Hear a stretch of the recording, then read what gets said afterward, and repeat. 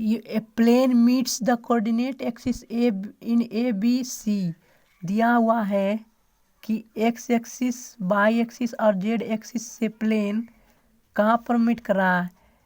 ये x axis है, ये वाई एक्सिस है और ये जेड एक्सिस है। तो ए एक्सिस से ए पॉइंट पर मीट कर रहा है, वाई एक्सिस से बी पॉइंट पर मीट कर रहा है और जेड एक्सिस से सी पॉइंट पर मीट कर रहा है। तो इस तरह से जो प्लेन से ट्रायंगल बनता है उसका सेंट्रॉइड भी दिया हुआ है। ठीक, उसका सेंट्रॉइड जी भी दिया हुआ है और जी का कोऑर्डिनेट कितना है, P comma Q comma R, ये दिया हुआ। तो ए कोऑर्डिनेट पर मिल रहा है तो इसका कोऑर्डिनेट क्या हो जाएगा, ए कॉमा जीरो। इसी प्रकार बी का कोऑर्डिनेट क्या होगा, जीरो कॉमा बी कॉमा सी और सी का कोऑर्डिनेट क्या हो जाएगा, जीरो कॉमा सी। ठीक, ये हो जाएगा। तो हम क्या लिख सकते हैं, इंटरसेप्ट फॉर्म में हम जानते हैं कि इक्वेशन ऑफ प्लेन क्या होता है, equation of plane in intercept form. Intercept form में होता है एक्स बटा ए, मतलब कि एक्स पर जितना दूरी कट करता है ओरिजिन से वो नीचे लिखाता है। तो ओरिजिन से एक्स एक्सिस को कितना दूरी पर कट कर रहा है, ए दूरी पर कट कर रहा है तो यहाँ पर ए लिखाएगा। इसी प्रकार बाई बटे बी, ओरिजिन से कहाँ कितना दूरी पर कट कर रहा है, बी पर, सॉरी ये जीरो है। ठीक, तो यहाँ पर बी हो जाएगा plus Z upon C equals to 1। ये इक्वेशन ऑफ प्लेन है जब ए बी सी दूरी पर कट करता है, इक्वेशन ऑफ प्लेन। ठीक, अब हम दिया हुआ है कि इस सेंट्रॉइड ऑफ ट्रायंगल, जो ट्रायंगल बन रहा है उसका सेंट्रॉइड कहाँ पर है, P comma Q comma R point पर। तो सेंट्रॉइड कैसे निकालते हैं कि इस तीनों को जोड़ते हैं, x1 plus x2 plus x3 बटे 3। तो क्या हो जाएगा, x1 क्या है a प्लस x2 क्या है जीरो और फिर ये भी जीरो है। तो दोनों को जोड़ेंगे, जीरो जीरो बटे 3। ये इसकी ये पॉइंट जो कोऑर्डिनेट है सेंट्रॉइड का, एक्स कोऑर्डिनेट कितना दिया हुआ है, p दिया हुआ, तो ये p के बराबर हो जाएगा। इसी तरह क्या हो जाएगा, बाई कोऑर्डिनेट में क्या होगा, zero plus b plus zero, तो zero plus b plus zero बटे 3, ये बराबर हो जाएगा क्यू के। इसी प्रकार क्या हो जाएगा, सी बटे 3 बराबर हो जाएगा आर के। तो यहाँ से हम ए का वैल्यू निकाल देंगे, 3 गुना 3p हो जाएगा, बी का वैल्यू क्या हो जाएगा 3q हो जाएगा और सी का वैल्यू क्या हो जाएगा 3r हो जाएगा।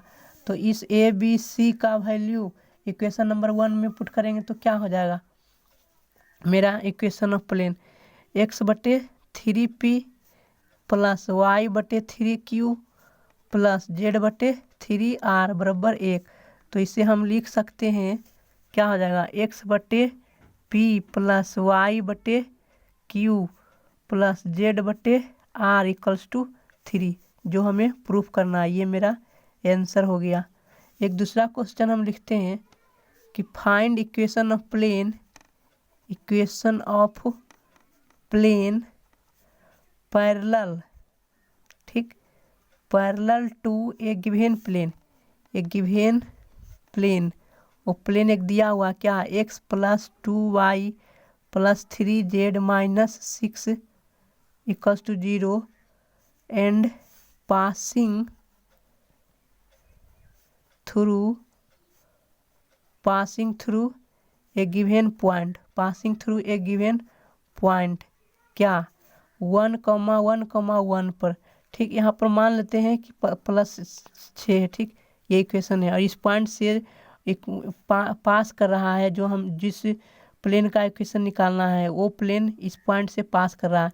तो हम जानते हैं कि एक दिए हुए पैरेलल प्लेन के पैरेलल दूसरा प्लेन निकालना है तो उसका भी डायरेक्शन कोसाइन नॉर्मल का वही होगा जो इसका होगा। तो क्या होगा, तो हम क्या लिखेंगे यहाँ से, x plus 2y plus 3z plus lambda equals to 0, ये रिक्वायर्ड इक्वेशन होगा, equation of plane parallel to a given plane. क्योंकि यहाँ x बाई जेड इतने तीनों बराबर हो जाता है पैरेलल के केस में और यही वैल्यू सिर्फ अलग हो जाता है जो निकालने वाला। तो दिया हुआ है कि जो ये प्लेन है, इक्वेशन है, किस पॉइंट से पास करा है, 1,2,3 1,1 से पास करा, तो ये पॉइंट इस एक्स वाई जेड प्लेन के इक्वेशन को सेटिस्फाई करेगा। तो हम इस पॉइंट को इसमें रखते हैं तो क्या होगा, 1 + 2 + 3 + लैम्डा इक्वल्स टू क्या आ जाएगा 0। तो लैम्डा का वैल्यू कितना आ जाएगा, लैम्डा का वैल्यू आ गया -6।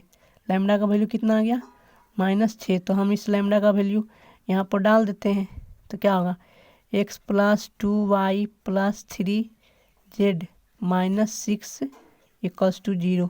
ये मेरा आंसर हो गया, ये मेरा आंसर हो गया।